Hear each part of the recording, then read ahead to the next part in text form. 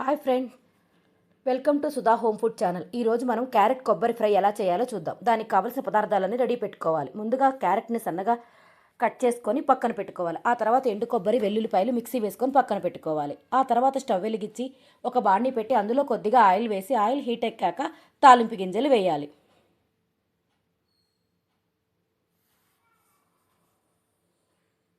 తాలింపు గింజలు ఎర్రగా వేగాక మనం కట్ చేసుకున్న ఉల్లిపాయలు, పచ్చిమిరపకాయ ముక్కలను వేసి కొంచెం సేపు వేయించుకోవాలి. అలా వేగిన ఉల్లిపాయ ముక్కల్లోకి 2 రెబ్బల కరివేపాకు వేసుకోవాలి. ఆ తర్వాత కూరకు సరిపడా ఉప్పు, పసుపు వేసుకోవాలి.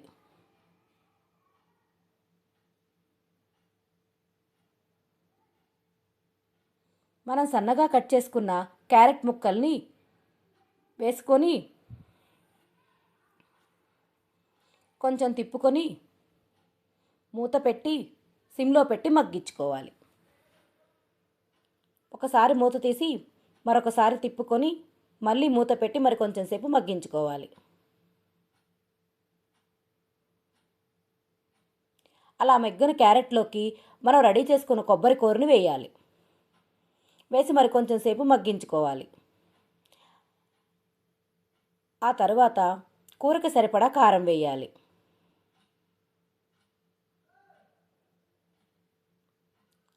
ఆ తర్వాత ఆఖరికి కొత్తిమీర వేయాలి. అంతే, ఎంతో రుచిగా ఉండే క్యారెట్ కొబ్బరి కూర ఫ్రై రెడీ అవుతుంది. ఇది రసంలోకి సైడ్ డిష్గా చాలా బాగుంటుంది.